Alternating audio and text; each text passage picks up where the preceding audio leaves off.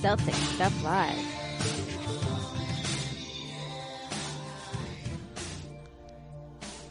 Celtics Stuff Live, CLNS Radio, the leading online provider of audio and video coverage for Boston sports. I'm your host, Justin Poulin. Joining me, John Duke, and the Celtics are in first place. Boy, am I glad, John, that you and I waited just one extra day to be able to have our conversation, because this is the first time since the Kevin Garnett, Paul Pierce, Ray Allen era that the Celtics have been first place in the Eastern Conference Finals. Sean Grande tweeted out, I think it was Sunday night, but that this is the first time the Celtics had been in first place, and this was after their win, obviously, against the Heat, but it had been the first time that they had been in first place since Shaquille O'Neal was on the team. Dude, I love the Grande stats at the end of the year. I love the Grande stats. And by the way, everybody, we are lining up an interview with Sean this week, so you will get a bonus episode. He's going to Bangor. I don't know if you knew that, but he's going up to Bangor, Maine. I listened to the game against the Heat. I couldn't watch it because I happened to be in Bangor myself at the time. And I know him and Max are going up there for kind of a big event at the Sea Dog. The Sea Dog, a great place. Many 16-ounce curls have been done there, and it's not a workout spot, folks. Oh, you gotta go tall, buddy. You gotta go 20. You do the math. 20, whatever. Yeah. Listen. It's good stuff there. They'll have a great time. I'm certainly glad they're going.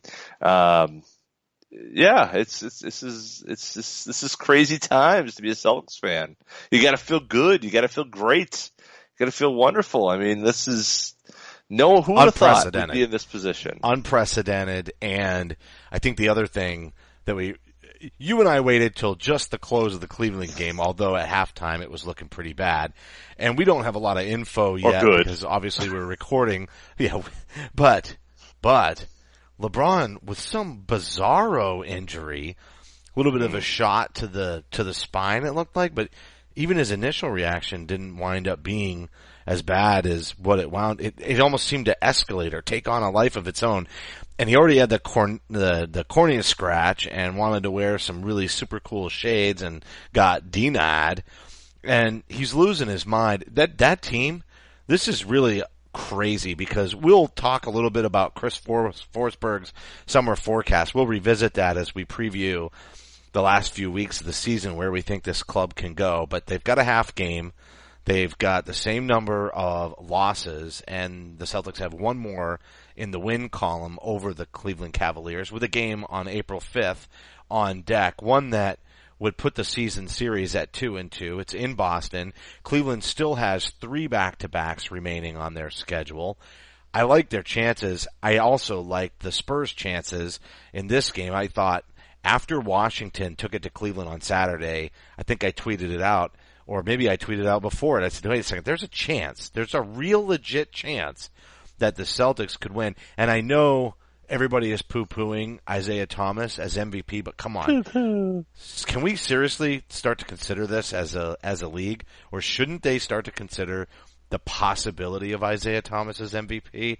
If a team like the Celtics, and I know some of it's because of Cleveland's missteps, they're really a 60-win club, and the Celtics are probably going to finish somewhere between 53 and 55. But at the end of the day, should they at least take another closer look at it? I mean, his performance, I think the other stat that Grande tweeted out was that the last person to lead their team in scoring with 20-plus points for as many games as Isaiah has was Michael Jordan. I mean, some of this is really noteworthy. Not familiar with the name. So I think that you're right. He's got to be in the conversation, right? I mean, Harden, Westbrook, Kawhi, LeBron. It's tough for him to overcome him. I know Grande thinks LeBron's still the MVP, but that's such Harden's a Grande really comment, had though. A crazy season. That's so Grande. Season. I mean, yeah, it is. Jeez, that's like, he's the best player in the league. He's the best player in the league, but I don't think he's having the best season. He's having a great season. Many people can have great seasons, but the season that Westbrook's having, averaging triple doubles. The season that the Harden's had in bringing a team basically above the level it should have been last year, when they had maybe better roster around him. And those are all great things. But in terms of the Celtics, I don't see why Isaiah Thomas can't be the fifth highest point, kind of vote getter for MVP. Who else? John Wall, Steph Curry, KD, Hayward, DeRozan. I mean, all guys in the conversation, but I think he's clearing away the fifth best of those guys, and that would be a huge accomplishment just to be fifth in the MVP voting. That's amazing. That's just ridiculous. No, I don't think he legitimately gets it, but it is really hard not to acknowledge what he's done for this club since coming at the trade deadline. And at the close of this season, I guess you'll be able to say 2.5 years ago. But it's unprecedented. The Celtics may have the first pick in the draft. The leprechaun has never been luckier for this club. And I'm not even going to go where we could go with that conversation as far as the depths of despair for the Celtics. Len Bias. I don't even want to. I don't even want to go there. The last time that was probably the most recent shining moment, the most comparative time in recent history. They obviously did very well for a stretch before that. Even when they got Larry, was pretty sneaky in a way. So putting all that aside, though, this is it's unprecedented. Even for a club that has had so many crazy steals and just moves that have been awesome, this is unprecedented. It's in the salary cap era. There's so many factors. The turnaround is crazy. We're going to talk a little bit about, how we think they're going to finish out the season a little bit later in the show. But this really, no matter what happens, and again, a low 50 win team winning a conference is pretty low. Let's be honest. 50 to 55 conference winners is a low win total for any conference, but definitely the Eastern Conference tends to have the history of having the weaker, being the weaker conference. So if it's going to happen, it's going to happen in the Eastern Conference, right? Recently, yeah. In the 80s, it was not that way, but or even in the 90s, it was. You had New York, you had Chicago, obviously. There's some good teams in the East, the Heat, but yeah, no, absolutely, 2000s and on. That's been the case. West. Yeah, that's when the power has been. But regardless, low 50s is not a huge resounding winner for a conference winner. It's not, and we'll acknowledge that. At the same time, though, the fact that they're having this conversation down the home stretch in the final weeks of the season, this is going to make the one piece away conversation when they go to attract free agents a very legitimate conversation. Provided they don't get ousted in the first round, They could draw the heat, right? And they could all of a sudden get some weird competitive sort of bounce. It's very, very unlikely if they finished first and got bounced in the first round. But really, the one piece away conversation is right there. Oh yeah, I mean, and you looking. I don't know about you, but I'm looking I'm following every night. I'm looking at what's happened with the standings, who's doing what, where. I mean, after I see what's going on with Cleveland and kind of the top of the East, my next eye is going to Brooklyn, and then after that, I'm going immediately to the Western Conference, and I'm saying, okay, what's going on with Utah? What's going on with the Clippers? Because I've got my eye on free agency, right? I'm going to see, where things stand right now. And right now, the Clippers and Utah look like a 4-5 series in the West. Could be kind of interesting there. First round, does the loser have their star player walk in free agency? That's kind of an interesting little nugget. And then, of course, after that, my eyes go to the bottom of the Eastern Conference playoff standings. Chicago right now on the outside, Indiana hanging on in 7th. I mean, there's a lot of different places. There's a lot of scoreboard watching right now, and I think it's going to continue right through until May. We see what's going to happen with these star players and what their teams are going to try to do with them, regardless of what the Celtics do. And by the way, they've still got the number 1 pick or a likely top 3-4 pick. I mean, it's an embarrassment of riches, man. It's an embarrassment. It really is. And I'm max over cap it. space is a beautiful thing. So we're going to take a quick break here to remind you about all the good things going on at CLNS Radio. But I also wanted to say that we have to come back, since you've already primed it, we have to talk about, Doc Rivers and what is going on in La La Land. And then also we should talk about Gordon Hayward's comments. Both topics you wanted to make sure we brought up on the show. We're going to hit that right back after this. But follow Celtics Stuff Live on Twitter at CSL_tweet live. You can follow me at CSL_Justin, and John is at CSL_Duke.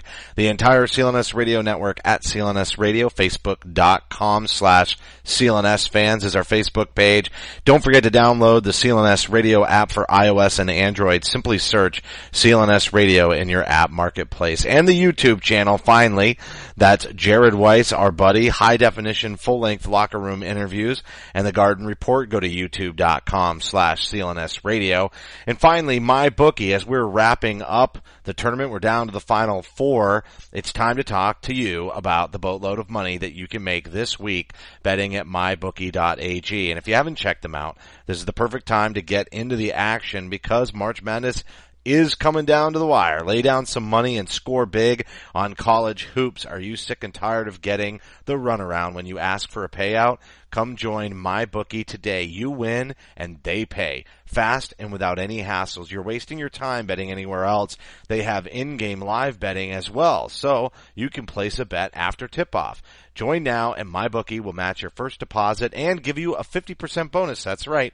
If you join with $100, you're going to get an extra $50 bankroll to play with. All you have to do is use promo code CS50 to activate the offer. Visit mybookie.ag today or call 844-900-BETS. That's right. Play, win, and get paid. All right, John, let's kick this off because I know the Blake Griffin, that rumor has lingered for so long, but it's always been a trade rumor.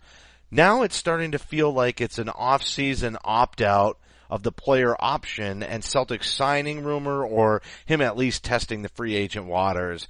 What did you think of the article on Bleacher Report? Maybe give a little rundown of how you see this and what your take is. Well, you and I kind of talked a little bit about Ray last week, although we started to talk about Doc, and I think it kind of comes back to Doc, kind of the conversation we started in a way a week ago, and then this is like the next step, and I think a lot of people, I was listening to the Bill Simmons podcast, he had our old buddy Kevin O'Connor on, and Doc basically saying, I wouldn't be surprised to see Doc walk away. And there was a great article on Bleacher Report that Kevin Ding put together, longtime Lakers and Clippers beat guy, and now works for Bleacher Report, knows the league, knows how it all works, and basically laid out the case that it's not working right now. It's not working at Clipperland. I don't think there are many people right now that feel like the Clippers have much of a shot to do much of anything. Right now they're fifth. They've gone 5-5 in their last 10. They're struggling, and if they fall to 6, okay. Now right now they're game and a half ahead of the Thunder, which they're not any great shakes themselves. But if they fall to 6 and they have to play Houston, that'd be rather interesting. First of all, because the Clippers basically choked away their opportunity to be a real contending franchise against Houston a few years back. And also that this is probably the end. It's going to come at the hands of Mike D'Antoni and James Harden, and that things are not good in Clipperland. Nobody gets along. It's a caustic environment. And we know Doc does not do rebuilds. He doesn't do he doesn't hit the reset button. He'll walk away. And the talk about him going to Orlando is out there. It's real. It's really out there. It doesn't mean that it's real. I certainly don't know that. But we all sit around looking at Chris Paul's a free agent, Blake Griffin's a free agent, and there's a need for a man to sit in that front court next to Al Horford to grab rebounds, be a low post threat, and that could be Blake Griffin, surely. And I think that you look at, it's probably more likely in my mind that the Clippers blow up than to see the Jazz unlikely to spend the money on Hayward. At least I would think so, because Hayward has been dynamite. He scored 38 against the Pacers the other night. So what's most likely is to see Blake, I think, on the market than Hayward. But Celtics have really a chance at both. It's a wild time, Justin. Yeah. Well, let's read this quote that Hayward gave when the Jazz were playing the Pacers. I'll quote him, because I think what you had said is he really left the door open with this one. He said, I think every player has different situations for reasons why they leave or stay, he said.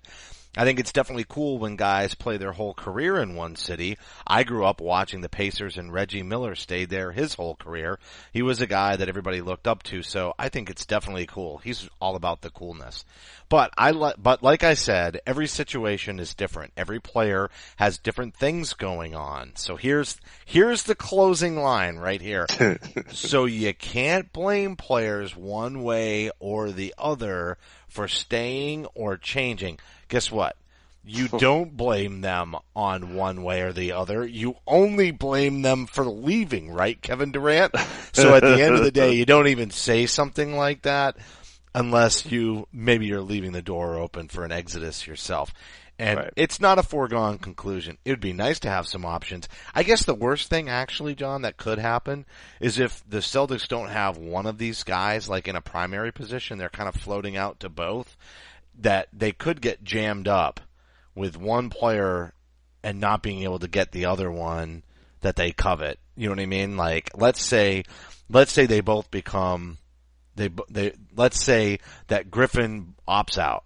So they're both free agents. And then the Celtics aren't sure which one. And so Blake says, yeah, I think I'm coming. And Hayward's like, I'm coming, but you got to sign me now. And then the Celtics are kind of caught in, well, wait a second. We love Hayward, but Griffin's the difference maker for us. They get jammed up, and the next thing you know, in the time of them trying to navigate two potential max free agent signings, one of them goes back and re-signs, and then they could end up going over just because of the timing of all that. It's going to happen fast and furious. You can count on it. It is, and I think that right now, if I'm the Celtics, there's a real question to ask in terms of which guy is the better fit for you right now. I mean, who fits what you need as a team right now better? Is it Blake? Is it Gordon Hayward? You can add Blake to your mix right now.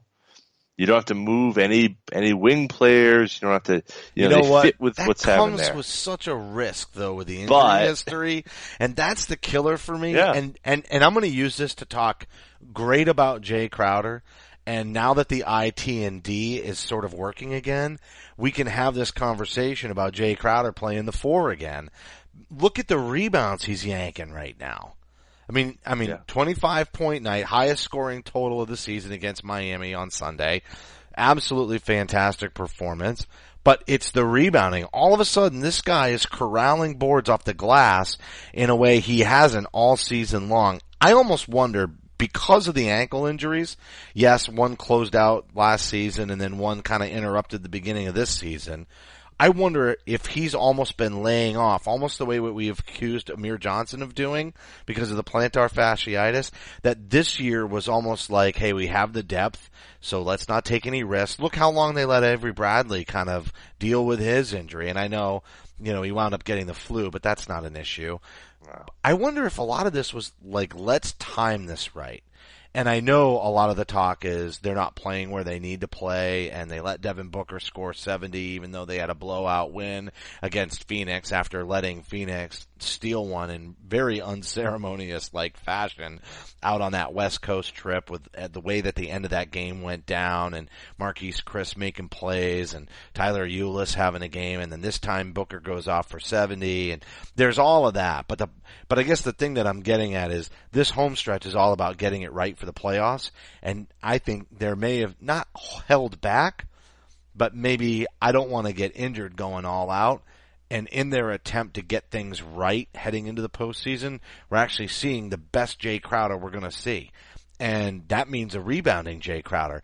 Maybe it's a better, safer play to go get a Gordon Hayward and know that the odds of staying healthy are better. Even if Blake Griffin is probably the bigger upside in that. If he's only playing 60 games and you run the risk of not having him in the postseason, that's a lot of salary for not necessarily a lot of postseason improvement. Yeah, I mean, let's assume he gets the 60 games. Basically his last 3 seasons are 67 games, 35 games, and 60 games a season. So before you give him $30 million a year, you want to make sure you're going to get that guy playing a hell of a lot closer to 82 than 67, 35, and 60, right? And I think that's the concern, right, with Blake. It also seems like Hayward is on an upward trend. It seems like his game right now is it's on the climb, and I don't think you can say that about Blake's game. I mean, he fits right now with, kind of the need is, you need that guy next to Horford. You need the guy who can, maybe shoot a little bit. He's now, Blake is now shooting a couple threes a game on average, which I think is good for his game. He needs to add that to his arsenal. But I think right now, and it's crazy to say this, a year ago, I would have thought, I'd rather have Horford or have Hayward instead of Blake to add to this team, but I don't think it's even close where I'm at right now. And I think you can add you're not even to your close. roster. You like Griffin, I don't think so. You're not even close. You're all in on Hayward with this. I think it's really hard to find wing players who can play. You're going to get a guy who's one of the top 5, 6, 7, wings in the game right now. With Blake, with Gordon Hayward. And with Blake, you got a guy that you might not get 35, 40, 50, 60 games out of. That's not something I want to spend $30 million a year on. Now, is there, admittedly a big part of Blake's issues last year were because he punched the trainer in the face. That can do that. That can hurt your ability to play. But, in all seriousness, Hayward's on the ascent. 38 the other night against, Paul George in Indiana. His game is just cresting right now. It's on the upward. And again, I go back to what we talked about this. Go back to what Steve Bulpett talked about, in the days surrounding the trade deadline. Other GMs think that Danny's got something up his sleeve. And the only thing that makes sense, and you said it, and I agree, the only thing that makes sense is that they feel like they got a really, really, really good shot to have a max free agent join their team this summer. And who else could that be other than Gordon Hayward? Yeah, there really is there's no other line that could make them feel so confident. But, again, they are sitting in first place right now. They do have the cap space. They have a lot of young players. The only real issue I see and there may still be room for trade. We got a lot of tweets and questions about, hey, can they get both? And well, no, not without a trade. They can't get both. But there might be a trade to be had if they sign Hayward. That's the other part of that. Like Blake picks up his option and they make the trade anyway, and then they make the move with the Clippers because they know the Clippers know what's happening, and now they have a chance. This time they know it's coming, right? Even though Paul is very unlikely to leave, and Kevin Ding outlined why, and the way that the whole restructuring the CBA is really suited to Chris Paul. Actually, it's almost suited specifically for Chris Paul. So it's almost like he's in the union or something. It's amazing. He definitely directed it nicely. At the same time, do the Clippers really want to pay him? His contract will be out quite far. So yeah. I think we're going to learn a lot about that situation, and there'll be a lot of time for a trade like that to go down if they do sign Hayward. So it's not like subsequent moves, and I'm not even sure Jimmy Butler's off the table if they sign Hayward. Nor is Paul George. Nor is right? Paul George. I mean, I think so. Let's go crazy. All right, let's do this. All right, let's get nuts. In the words of Michael Keaton, let's get nuts. So we signed Gordon Hayward. Showtime.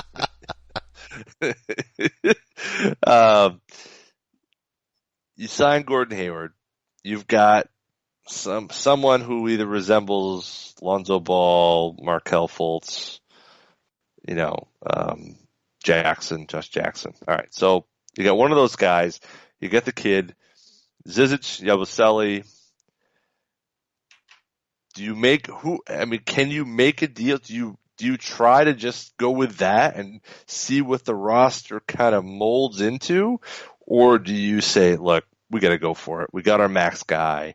We got, IT. I'm all in if you get the max guy. That's an easy answer. I'm all in if you got the max guy because you the next guy. Yeah.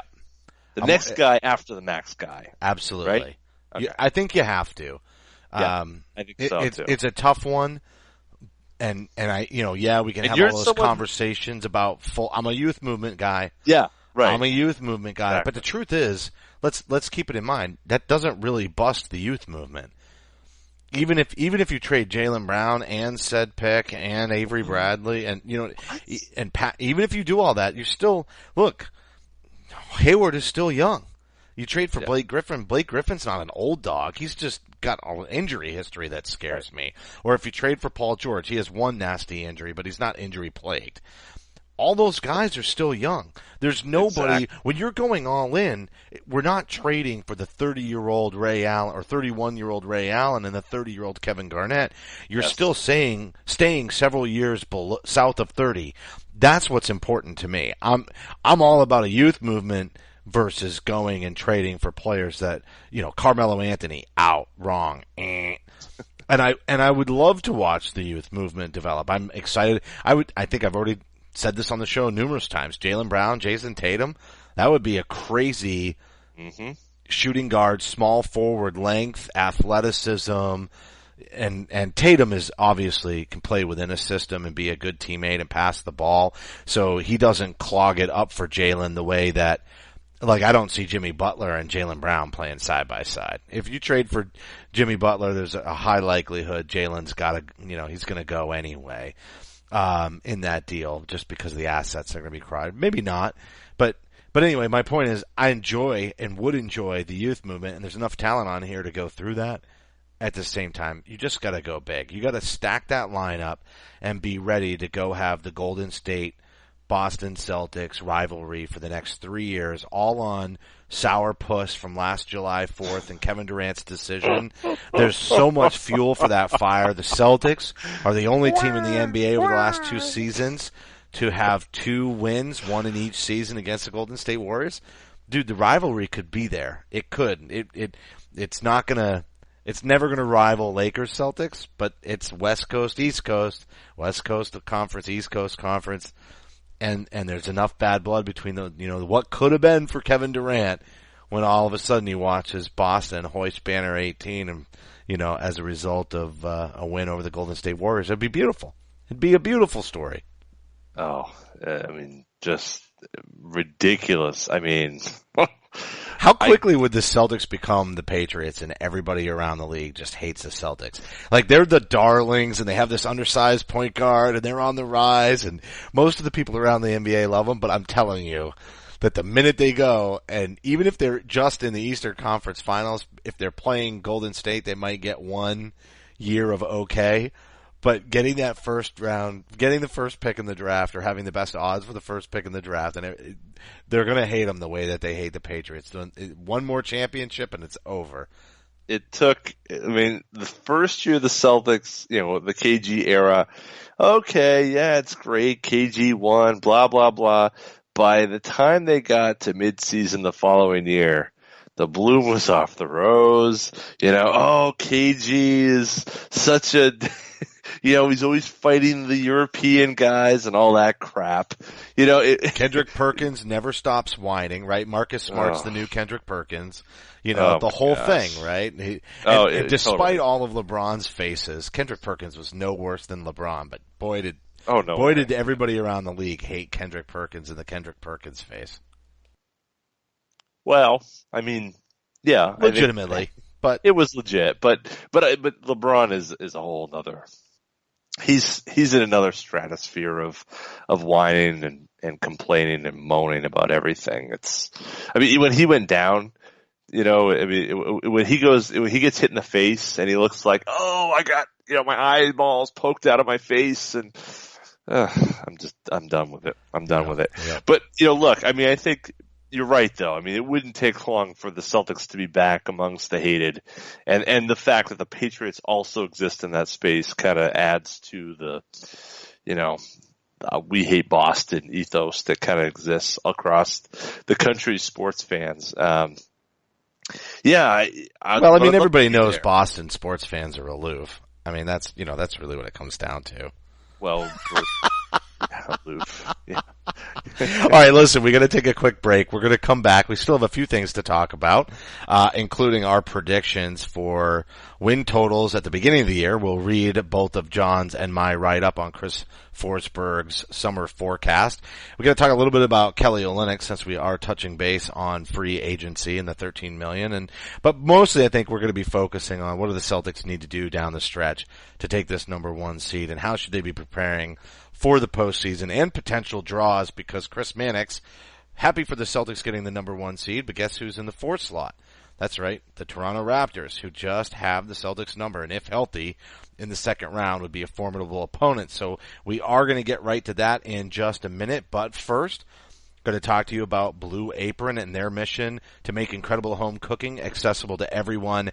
They know when you cook with incredible ingredients, you make incredible meals, and they set the highest quality standards for their community of artisanal suppliers, family-run farms, fisheries, and ranchers. And the great thing is, for less than $10 a meal, they're giving you seasonal recipes along with pre-portioned ingredients, so there's no shopping, to make delicious home-cooked meals. All you have to do is go onto the website, and you can customize your recipes each week based on your preferences, and there's no weekly commitment, so you can pause for a week or two, opt in, opt out. It's very easy to do. It takes literally less than a minute. You can select which meals you want delivered to your door. Some of the upcoming meals are cashew chicken stir fry with tango mandarins and jasmine rice, roasted pork with apple walnut and farro salad, crispy barramundi with quinoa, and roasted carrot salad, udon noodle soup with miso and soft-boiled eggs. So check out this week's menu and get your first 3 meals for free. And guess what? We're also going to give you free shipping by going to blueapron.com/Celtics. You're going to love how good it feels and tastes to create incredible home-cooked meals with Blue Apron. So don't wait. That's blueapron.com/Celtics. Blue Apron, a better way to cook. And also SeatGeek. As the Celtics playoff push heats up, and it really is quite a push, SeatGeek is the smartest, easiest way to get tickets to every game. With SeatGeek's seamless mobile experience, you can buy and sell tickets in just 2 taps. SeatGeek helps you find the best seats at the best prices, and it's fully guaranteed. There's nothing like being in the stadium for the biggest plays of the year, and SeatGeek is going to get you closer to the action for a great value. SeatGeek saves you time and money by searching multiple ticket sites to compare prices and find amazing deals. And to get you the most bang for your buck, SeatGeek grades every ticket based on value to help you immediately identify the best seats that fit your budget. And, as I said, every purchase is fully guaranteed, so you can shop for tickets on SeatGeek with confidence. And it doesn't end with sports. SeatGeek also has plenty of concert, comedy, and theater tickets available too. I think last week we said, go get your Jim Gaffigan tickets. I know I use SeatGeek to buy tickets to the Hershey Bears here in Pennsylvania, which was a great game and very easy to get the tickets. And best of all, to help you get great tickets at a great value, our listeners are getting a $20 rebate off their first SeatGeek purchase. So to get your $20 rebate, just download the SeatGeek app, go to the settings tab, and click add a promo code. Enter promo code CSL2017, and SeatGeek is going to send you $20 after you've made your first ticket purchase. So download the SeatGeek app today and enter promo code CSL 2017 for your $20 rebate. Okay, John, so let's go back and let's talk a little bit. I guess I don't know where to start exactly. I definitely want to get into the summer forecast, and I have a feeling that conversation will just get on its own wheels. But the other thing is, Jared Weiss did a little bit of investigating here from CLNS Radio, went around the league and tried to get with opposing teams, GMs, and personnel to see where Kelly Olynyk may start or what he might garner in free agency. So this assumes we don't get the max free agent. Let's say the conversation you and I had before the break, that big dream scenario and going all in and who can we trade to win it now? Hey, everything was so good. Now let's just crap all over your dreams, listeners. Yeah, go ahead. Let's talk about what happens if everything goes, well, pseudo wrong. I mean, we will have a top pick of the draft. I mean, oh, nobody wants that. We'll boo Markelle Fultz because that's what we do in Boston. It's that aloof fan base. Kelly Olynyk's bar. It turns out like another Jaylen Brown, but yeah. Yeah, that's right. Just boo like crazy. Kelly Olynyk, the bar seems to be set around $13 million. I happen to think that that's a conservative number because free agency has a way of getting carried away with itself. Now, our good friends Ryan Bernardoni and some of the Twitterverse, he came back at me on Twitter and said, "Well, yeah, but restricted free agency doesn't have a way of running away with itself." I did put in Alan Crabb as my last year's example of restricted free agency going ahead and running away with itself. Big offers can go to players who end up getting a match and staying with the home club. That could happen for the Celtics here. So for you, assuming that we lose in free agency, so to speak, where's the bar for Kelly Olynyk? He's going to get a longer-term contract. Jared Weiss says, polling around the league sets the bar at $13 million. I could see him creeping up to 17 in a sneak attack. All it takes is one GM to fall in love with him, and it's a done deal. So where do you say, nope, that's too much, I'm not going to retain him? Because I think aggressive Kelly, the guy we've seen over the last week, I'm loving him. Yeah, but we know aggressive Kelly isn't Kelly, right? Aggressive Kelly in a contract year, is that what you're trying to? Because he's had injuries. He's had his own battle with injuries that definitely screw with his ability to hit his stride. Yeah, I mean, I think that, but it's not. It's about between his ears, not about his physical limitations for sure. I mean, I think the issues that Kelly runs into are much more mental than anything physical. Could I see him get $17 million? I suppose. I think one thing you have to think about, though, is the fact that there's not a lot of teams that have money this summer. It's not the numbers that we saw last year probably are gone. It's probably people are going to look at last summer, and the spending last summer is really a big miss by the market, that they overshot what they had. There was too much money on the market, and now what we're seeing, the cap probably looking relatively flat or only modest increases over the next handful of years. It puts us in a position where GMs are going to have to be a little bit more careful, and that is probably benefits Boston because it makes good GMs stand out and be able to be a bit wiser in how they spend their cash. Now, I don't know where that puts Kelly Olynyk in the mix, because we all know that Kelly is not job one for Danny Ainge this summer. He's probably 7th, 8th on the list, right? I mean, I'd love to see Kelly come back. He's looked great of late. He's shown, just going back in particular, that Golden State game and the way he looked and so comfortable under the basket using his size when he had an undersized guy on him, using his speed when he had an oversized guy on him. I mean, just doing everything, active hands defensively, a little bit of rebounding. I mean, that's the Kelly Olynyk that we all would hope to see. But again, we have bigger fish to fry. If it was $13 million, all things told, I wouldn't be disappointed, but I'd feel like the Celtics spent a lot more money and still haven't fixed the hole they have in their own roster of finding somebody who can rebound, block shots, and protect the rim. No, they still need to address that, but I think that they're kind of hoping that Zizic is going to help out with that. So I think they keep Kelly just because he's a good teammate. He does pass the ball. He works within the offense. He is able to shoot from outside. He brings some things from the big man spot that they don't have. So where's your line then? Are you paying him the 13 to stay if the Celtics are quote unquote losers in free agency? Keep in mind, it's unlikely that they'll bring Amir Johnson back, but they could. If under those circumstances, he could come back on another one-on-one. I don't know if Amir Johnson gets $12 million, but Amir's played very well the last week, and the advanced statistics seem to support that Amir Johnson's extremely valuable to this club, even though we never really see it in the stat line. We never see it in rebounds, and he does seem to have lapses, extended lapses, where you have this visible depreciation in at least what appears to be his athleticism. I mean, the hook shots that he's shooting right now, forget the three-pointers and the 20 minutes it takes him to get it up and the fact that he's shooting a high percentage this year.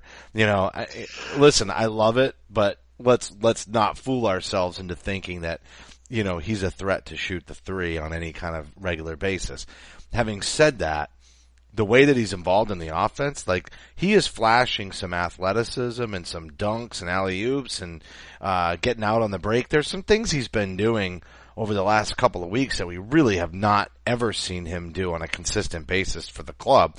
It's not hard to imagine him coming back, but let's say you're faced, let's use this to set the line. Let's say you're faced with signing Kelly Olynyk or Amir Johnson based on the team's plans. Who are you bringing back on 13 million? It's got to be Olynyk, right? Even though Amir does all those things, you still have to go with the young guy. It is, but you're not gonna. I mean, the only way you pay him, the only way you pay Kelly is if somebody else wants to pay him 13. Otherwise, you're paying him 5 or 6 or whatever. Right, the qualifying offer, sure. Yeah, so I mean, somebody's gonna pay him, dude. In that case, I'm telling you, somebody's gonna pay him. I don't know. I mean, again, like. Who's got cap space that's going to want to spend, things like Kelly Olynyk is the guy who, who's going to unlock their team. I mean, is Brooklyn going to spend that money? You know who would love him that signed another one of our players last year? And I don't know how much cap space they have, so I don't even know how legit this is. Yeah. Just look at how much space would he create, even more space for DeRozan, just having that power forward 3-ball shooter threat. Well, I don't think they don't have any money. That's the problem. Is that it? Are they definitely capped out because of the deal to DeRozan? They're totally capped out. Okay. I mean, it depends on what happens with Lowry. But are you going to not pay Lowry so you can bring in Kelly? No, they got to pay Lowry. I mean, that's a team. That's a team that could use Olynyk, though, no doubt. I think. Yeah, I think that would help them a lot because they're all clogged up in the middle, in my opinion, in a lot of ways. That hurts the Celtics because of the way they match up and the length, like we've always talked about with that the two guard tandem. It's detrimental to the Celtics, but Valanciunas is a big reason for that. And they're going to have to do something there, and trying to figure out where they're going to. If they move on from Valanciunas so they can keep Lowry and keep Ibaka, that may help things, but. I don't think that's a sustainable solution. But okay, so let me just real quick, let me tell you the teams that have it. So teams that have 13 million, okay, in cap space. Brooklyn, Boston, Dallas, Denver, Indiana, maybe. Lakers, maybe. Miami, maybe. The Pelicans don't anymore. Minnesota, Knicks, Philly, Phoenix. You worried about any of those teams? Dallas, maybe. Dallas, definitely. Dallas could be a team. Dirk out, Olynyk in. Right. Well, yeah, I don't know. But yeah. That's a 1-for-1, right? I mean, Dirk's talents are depreciating as he gets older. If you can plug, you could see that, but That's probably the most legit threat right there. And it probably is a legit threat. I don't know. I mean, to me, Dallas should be looking to add a star and nothing less. And Kelly Olynyk has a lot of things, but he's definitely not a star in waiting. I mean, there aren't a lot of stars though, unless guys opt out of that player option. This is the other thing is you don't have to spend the money either though. I mean, yeah, but they will. Teams always do. They always do. I feel like this maybe I'm trying to give them more credit than they deserve. Maybe that's the You're problem. making a huge mistake. And that's what, trust me, dude. I bet, alright, listen, we're gonna go to other predictions. We're gonna Kelly Olynyk just got 10 minutes on his contract. So that's it. Alright. You want to talk about a cap? He's getting capped right now on this show. But I'm going to say he walks out $15 million richer this summer. And everybody's like, what? How did that happen? I don't think they're done spending. The money is there. I know everybody's worried about future projections, and I know that there are smart GMs out there, but I'm going to go ahead and call my shot. I bet Kelly Olynyk gets 15. And it probably doesn't matter because the Celtics sign a max free agent and can't do anything with him anyway, which may be the reason his number goes up. Teams knowing that the Celtics just signed a Hayward and they're not going to be able to match makes him essentially an unrestricted free agent. And that's where some of the impetus comes, and maybe they even get a bidding war going. Okay, so that's my prediction. Enough. Well, go ahead. You can counter, but then Kelly's okay. going to bed. How about this? I think that he won't even make it to free agency. I mean, I don't think he won't end up being a restricted free agent because the Celtics. I think he'll end up being gone as a part of a trade. He'll sign his QO and he'll be traded with Bradley for the Celtics to get a big man to play next to Horford and Gordon Hayward. How do you like that? There you go. All right. Dreaming big. Dreaming big. Speaking of dreaming big, one of us dreams super big at the beginning of the season, and the other one just might have nailed it. I'm going to read from ESPN, Chris Forsberg's summer forecast. We went back and did this, I believe, I think it was August. I'm pretty sure it was August. It wasn't quite September. We started to look. It might have been late August. But either way, John Duke, Celtics Stuff Live on CLNS Radio, prediction for the 2016-2017 season. Keep in mind the Celtics have 8 games left on the schedule. John, you predicted a final record of 53-29. So they only have to win 5 of their last 8 for you to nail your prediction. This actually, at some point at the beginning of the season, seemed like it might have been an aggressive prediction. But we'll read your write-up. After 3 straight years of calling for a major trade in this space, I'm finally calling Uncle. Thankfully, the first significant free agent signing in team history in the form of Horford will add a cornerstone piece to a team with tremendous flexibility to improve, while also possessing a team talented enough to reach the conference finals. A tougher Eastern Conference will prove to be a challenge, but the true gains for this team will come in the postseason. 53 wins, looking pretty good. I would say that is by far. If they don't get 53 wins, I'll be disappointed. If they can't rattle off 5 of 8 with this easy schedule to finish, like they had that same stutter start to that they did to last season, but there's no 53 wins. Anything less than that would be, well, we'll be calling for somebody's head down the stretch. We'll be upset. And this team, if they do that, if they do anything less than 53 wins, bodes ominous for the postseason, because that means things are starting. That things are not headed in the right direction and in Brad's favor. The only other reason 53 or 52 wins would be acceptable is if LeBron seriously is out for the rest of the year after this weird bump to his spine and Cleveland just falls apart and the Celtics just keep a nice little edge over Washington and Toronto enough that they can rest starters the last 2 games and they take a couple of L's in a meaningless schedule. That is very unlikely to happen. Seeding is probably going to come down to the last few games of the year, just like when they had the 4-way tie last year. So every game is gonna count. So I don't think that's gonna happen, which then brings me to my prediction. 55-27. I was on the high end of the spectrum with 55 win prediction. However, with 48 wins in 8 games, if they take that Cleveland game, this is still a bit of a stretch, but if they take that Cleveland game and they have won 4 straight now, they're going to have to win 7 of their last 8 to get to 55. It's doable. It's doable. Totally.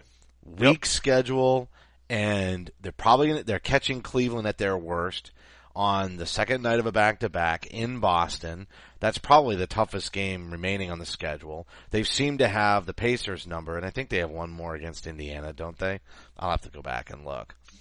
Yeah, I think so. I think they one do more. I think that's the other, what I would consider to be tough opponent on the schedule. I know they got Milwaukee and some others. I'll look it up while I read this.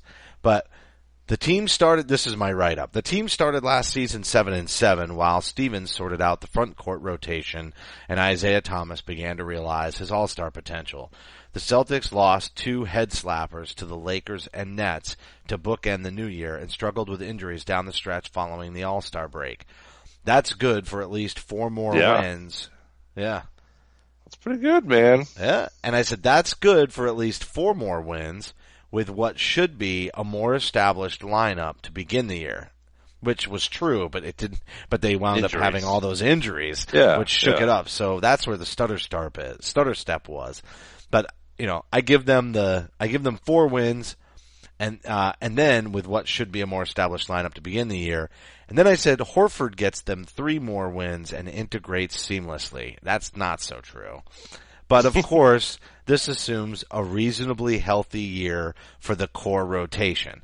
So the little tagline at the end, the little asterisks, totally nails how they started the season. But I think Horford's easily been good for 3 more wins. And the stutter step to start the season is still there, but they matched their win total on Sunday. They matched last season's win total with 8 games to go. That's an improvement. And 55 wins is not out of the equation. And if you had asked me that at the end of December, I probably would have said I way overbid. Well, yeah. I mean, I think we did pretty well overall. I do too. I think that though the one thing that I would say about our the regular season predictions is that and that's the thing about spending a lot of time thinking about where the Celtics finish with the record. Even at the start of the year, I felt this way, and I'm glad it somewhat corresponds with what I'm saying tonight, which is I feel like that it doesn't matter. You know what I mean? They're going to be a top 4 seed, regardless of what happens. 54, 53, 55, 51. I mean, anywhere, if they finish anywhere in that range, they're going to be a top 4 seed in the East. They're going to have home court advantage of the first round, and they're going to be within shouting distance of beating Toronto or Washington at the very least. And who knows what happens with Cleveland? They're playing like such hot garbage. It doesn't, matter what they do. To me, that's where it's about. I mean, I was so excited I just knocked the headset off my face. I mean, by the way, since you knocked the headset off your face, I also made a major gaffe. It's not Pacers, it's the Hawks. They have one game against the Hawks, which could be feisty. And the Hawks obviously will be fighting to stay above 500 and for playoff positioning as well. But other than them, I mean, the Hornets, like, this schedule is weak. It's not out of the question to see them take 7 out of these final 8, and beating Cleveland is by far a legit possibility, as is retaining the number 1 seed. So home court advantage throughout the postseason would be an absolute dream. If there's a way for Eastern Conference. Yeah, throughout the Eastern Conference. Yeah, you're right. The finals would be a mess. If there was a way for Toronto, and it's not out of the question because I believe they've matched Washington in wins, but Toronto has 1 more loss. if there is a way for Toronto to leapfrog Washington and grab that number 3 spot at the same time Boston's leapfrogging Cleveland, that would be my wet dream for the finish to this season.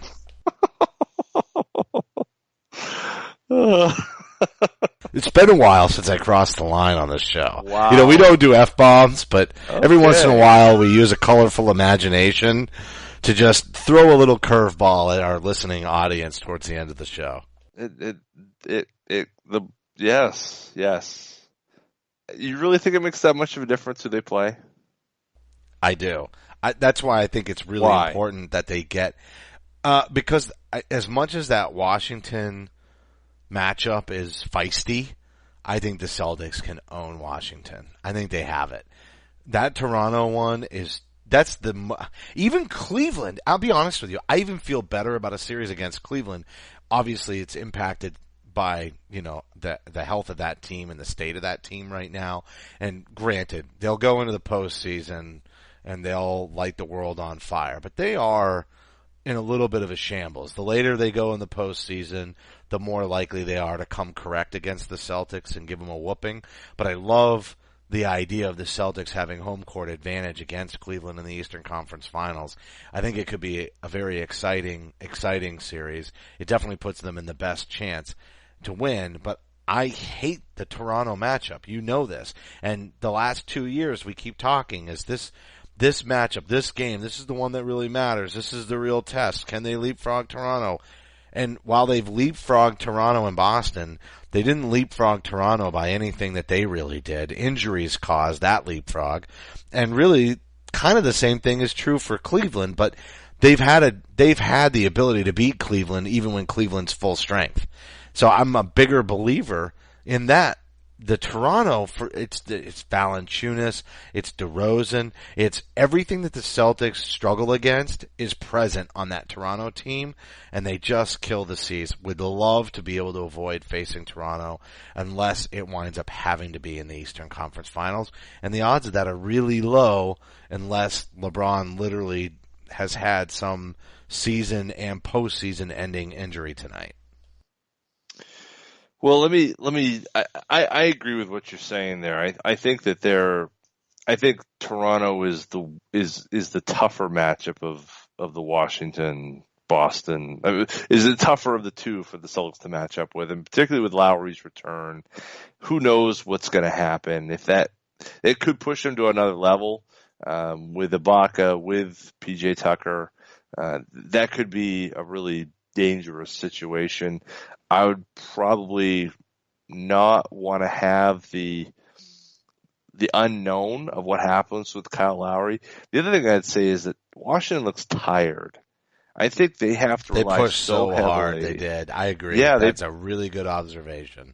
They put so much on that starting five and so much on Beal and on Wall that I think there's not a whole lot left in the tank. This is a place where the Celtics injuries, I think, come to benefit the team because they haven't had to play, all these games all season long, grinding out 38 minutes a night, to get all these wins to get you to third or fourth in the East, Yeah, that depth is a luxury for the team. That depth and strength definitely came into play. And somebody like Avery Bradley could almost be considered to have beginning of the season legs because of that time off. Yeah. And for somebody who plays the way he does, that's huge, right? And I think, I would love to see the matchups go the Celtics' way. On the other hand, if the Celtics are who they think they are, they should be able to beat whoever. Okay. First of all, they gotta get through the first round, right? That's, we all acknowledge. And there's some scary matchups lingering down there. That Heat one, like I said earlier, could be a little scary. A lot of teams knocking on the door, though. Would almost love to see them take on Chicago. It would be awesome to see Chicago sneak up there, because then they don't get a lottery pick, which is, they couldn't win the lottery, which makes the number one pick all that much more valuable in trade, right? And would just be fun to see him beat on the Bulls in the first round. Miami's a sketchy one. Indiana, like you said, would be a fairly favorable matchup. Toronto and Atlanta, other than, obviously Cleveland, but first round, it's not, man, that's such a tight race. That collective group at the bottom for the final 4 seeds it's like such a, who knows what's going to happen in the next 2 weeks. I don't want to play Atlanta just because I have flashbacks from last spring. You know, I think they beat Atlanta, Millsap. but I just don't want to see them. I don't want to see Atlanta. I think they beat Indiana. I think they beat Milwaukee. They beat Chicago. I think Indiana is the easiest out of all of those, just for the way the Celtics play. But Atlanta's 3-7 in their last 10. Milwaukee's trending upward. I wouldn't mind seeing Milwaukee give a charge into the Raptors or the Wizards in that first round series.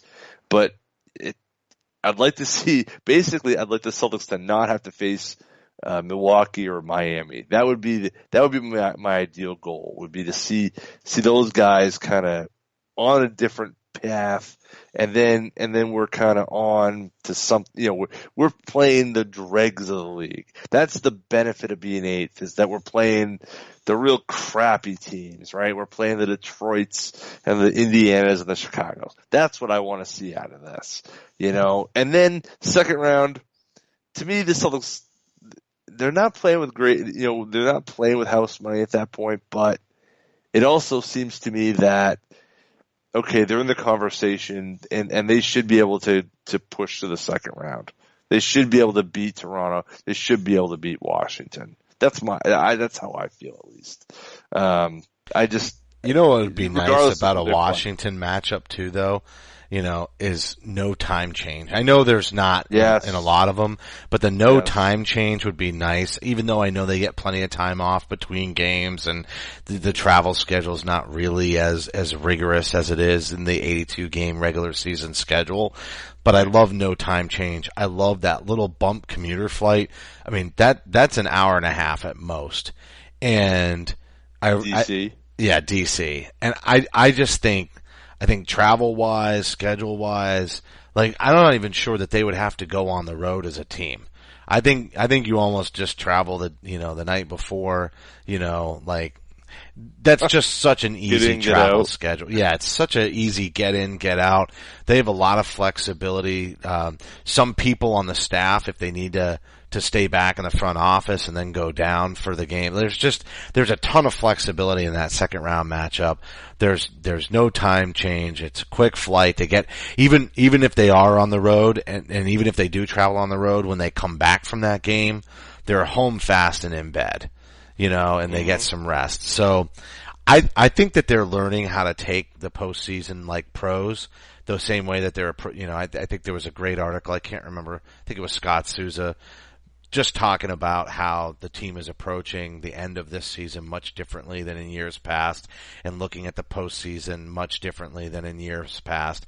And I think they're going to do the right things. I don't think this is party time. Excellent. You know, it's not Bill and Ted's advent. You know, this isn't Bill and Ted for them this year. You know, they kind of.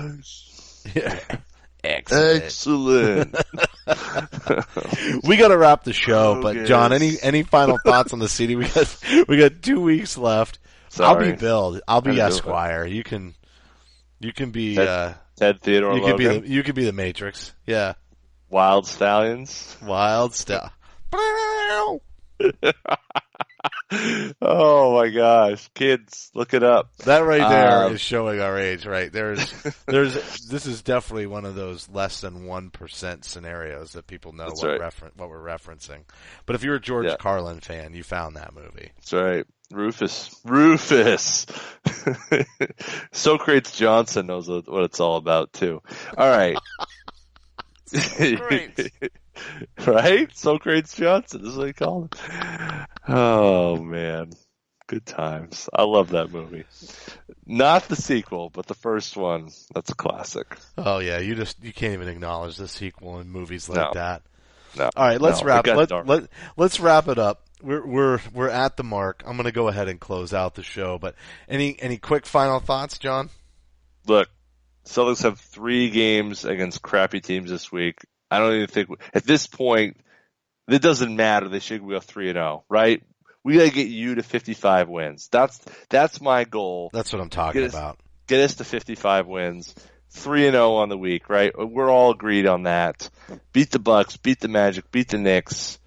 You know what? Get ready for next week. 8-0, 12-game winning streak. Whoa. Finish out the season. Just Cavs get all too. 8. Just go get all 8. Whoa. Go to 56 wins. Hey, you know what? You want to legitimize being the number 1 seed? Finish the season strong. 12-game winning streak, 56 wins. That right there tells everybody to STFU, and you go out there and you go in making some noise into the postseason. You just went there. Oh, I did. We've had borderline colorful commentary tonight. In borderline, yes, we are skating the edges of the border tonight. All right, that's going to do it for this week. The broadcast will be available on demand on the CLNS Radio mobile app as well as on clnsradio.com. Don't forget to follow us on Twitter at CSL_Justin and at CSL_Duke. Big thank you to everybody for tuning in. You can support the show by subscribing to Celtics Stuff Live on iTunes and Stitcher. Don't forget to give us a rating and a review. We value your feedback. And a reminder, today's show brought to you by some of our favorites, SeatGeek, Blue Apron, and MyBookie. They've got a great deal for all of you listeners, but most importantly, you would be supporting our show and the entire CLNS Radio network. A big thanks to the loyal audience for making it all worthwhile, and for staff writer Samuel Elias, executive producer Larry H. Russell, the founder of CLNS Radio Nick Gelso, and my co-host John Duke. I'm Justin Poulin. Thank you for listening to this week's edition of Celtics Stuff Live. Celtics Stuff Live.